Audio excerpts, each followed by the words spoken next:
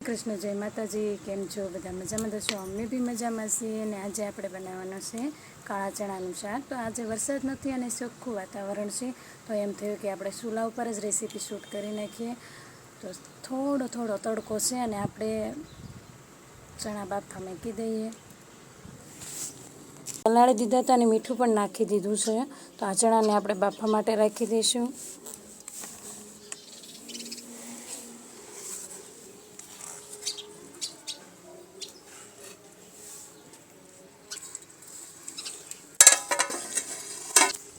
તો ચણા બફાઈને ત્યાં સુધીમાં આપણે છે ને ટમેટાં, મરચાં બધું જે કંઈ આમાં જરૂરી સામગ્રી છે તે સુધારી નાખીએ અને લોટ બાંધી લઈએ.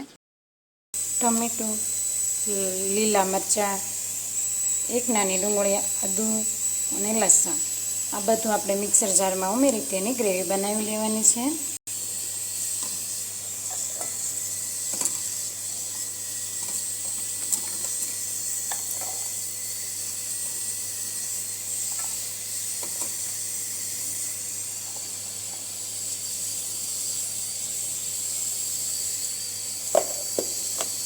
સરસ એવી આપણે આ ગ્રેવી બની ગઈ છે.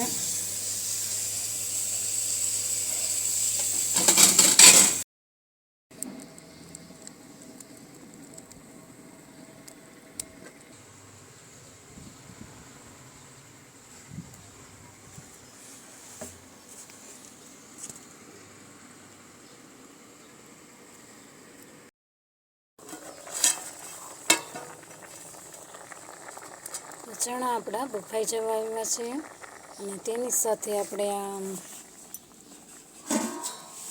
તપેલામાં માખણ છે, તો પાણીની અંદર જ માખણ નાખીને મેં ફ્રીજમાં મૂકી દીધું હતું, જેથી કરીને ખાટું ન થઈ જાય.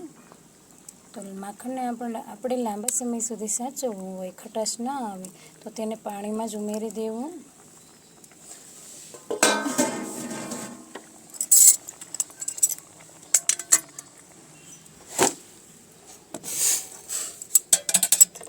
આ ચણા આપણા બફાઈ ગયા છે, તો તેને આપણે કાઢી લઈશું. તો ચણા મેં કાઢી લીધા છે અને જો ચણા સરસ રીતે બફાઈ ગયા છે.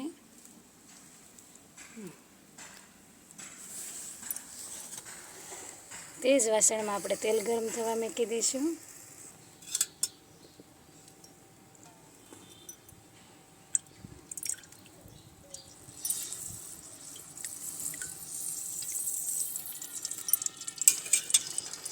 ત્રણ પાવડા જેટલું તેલ ગરમ થવા રાખ્યું છે.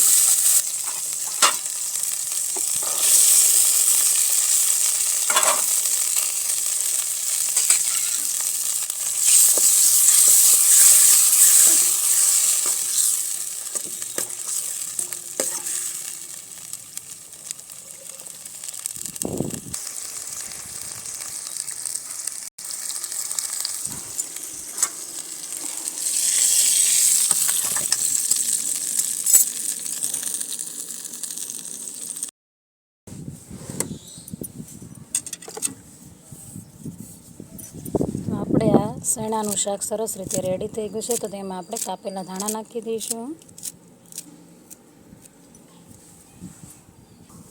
અને થોડા આપણે આ લસણના પાંદડા તોડ્યા તો તે નાખી દઈશું.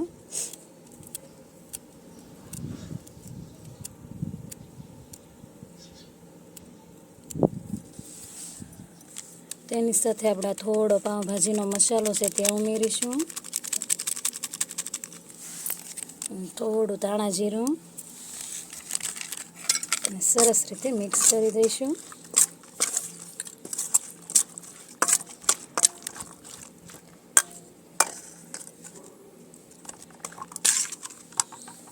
તૈયાર છે આપણા ચણાનું શાક.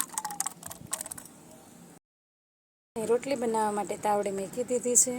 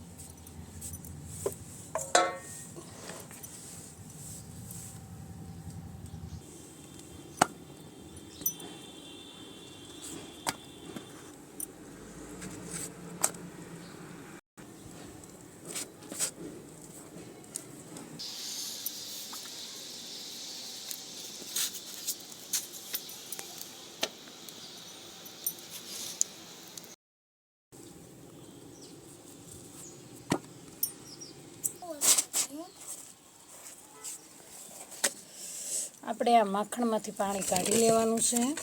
રોટલી આપણી થઈ ગઈ છે એટલે આ માખણમાંથી પાણી કાઢી લઈશું.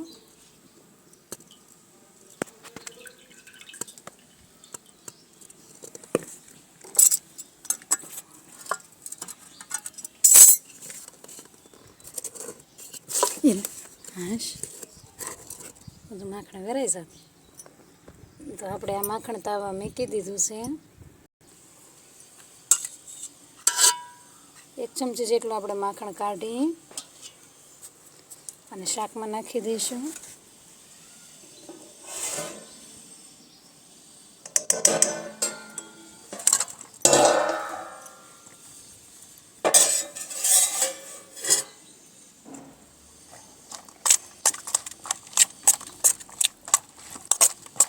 જોકે છોકરાઓને માખણ ભાવતું નથી તો ઘણીવાર હું આવી રીતના શાકમાં જ નાખી દઉં છું.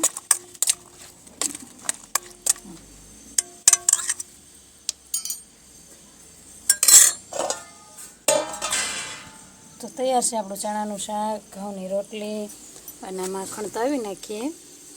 જો તમને મારો આ વિડીયો ગમ્યો હોય તો લાઈક, શેર અને સબસ્ક્રાઈબ કરવાનું ભૂલતા નહીં.